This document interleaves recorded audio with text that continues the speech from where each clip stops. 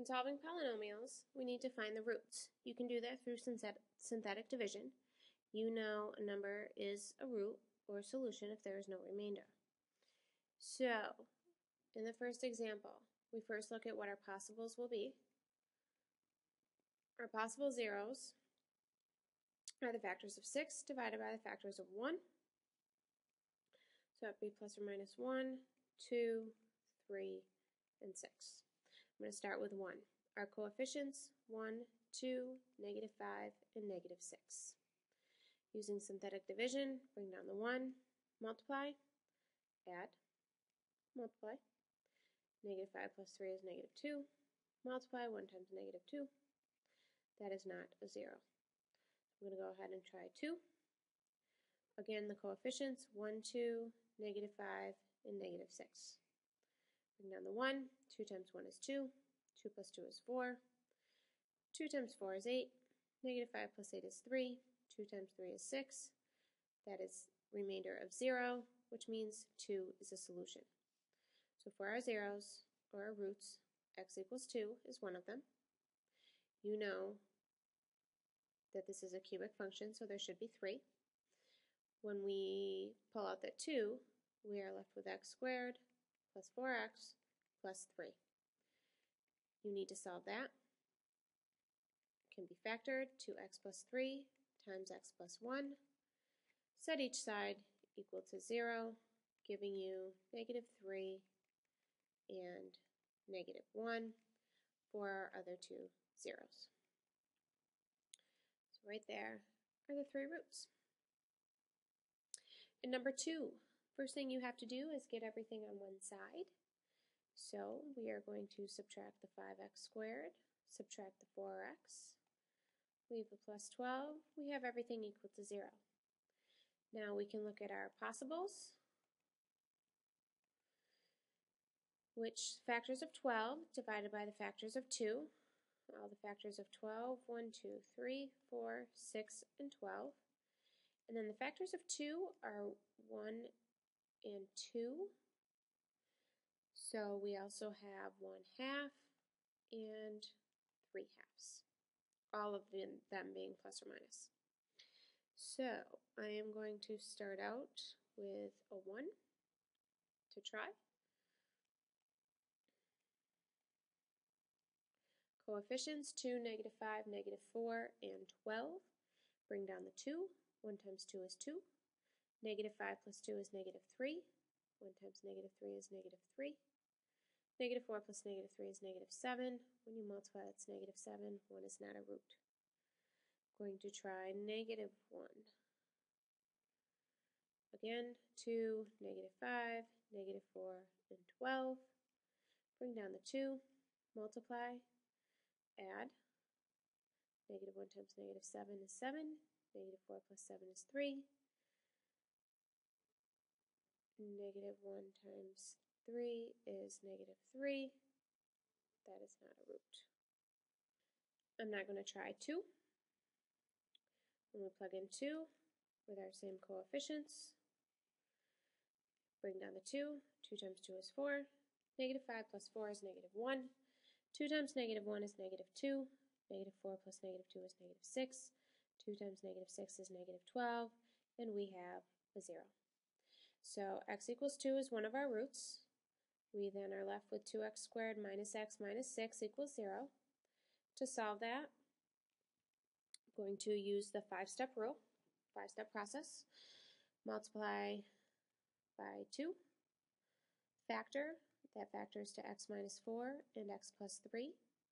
Divide by that original first number, giving you x minus 2 and x plus 3/2, which means we have 2 and negative 3/2 as our other two zeros. So we have 2 as a double root and negative 3/2. 2 more examples. Number 3, when we look at our possibles, possibles are the factors of 20, which would be 1, 2, 4, 5, 10, and 20. When we start, I'm going to start with 1. 1 we have x squared term, which would be 0, negative 11, and 20. Bring down the 1. 1 times 1 is 1. 0 plus 1 is 1. 1 times 1 is 1. It's negative 10. Multiply, you get negative 10, so 1 is not a factor. I am going to skip to negative 4 and try that. 1, because I've already done this problem and I know that it works. And 2, because I hope by now that you know synthetic division and you don't need to see me go through this 5 times before getting to negative 4. So here we have 1, 0, negative 11, and 20. Bring down the 1. Negative 4 times 1 is negative 4. 0 plus negative 4 is negative 4. Negative 4 times negative 4 is 16. Negative 11 plus 16 is 5. Negative 4 times 5 is negative 20. We know that negative 4 is a root. So there's 1. We have x squared minus 4x plus 5 equals 0. 5 and negative 4 seem to be factorable. It is not. So we need to use the quadratic formula. We have x equals negative b plus or minus the square root of b squared minus 4ac all over 2a, giving you 4 plus or minus the square root of 4 times 5 times 1 is 20, so that's negative 4 divided by 2. Square root of negative 4 is 2i, and when you reduce that, you get 2 plus or minus I. So our zeros are negative 4, 2 plus I, and 2 minus I. Number 4. This is x to the 4th minus 4x cubed plus 8x squared minus 16x plus 16 equals 0. So, let's do this in red. We have our possibles, plus or minus factors of 16, 1, 2, 4, 8, and 16. I'm going to jump to 2. Coefficients 1, negative 4, 8, negative 16, and 16. Bring down the 1. 2 times 1 is 2. Negative 4 plus 2 is negative 2. 2 times negative 2 is negative 4. 8 plus negative 4 is 4.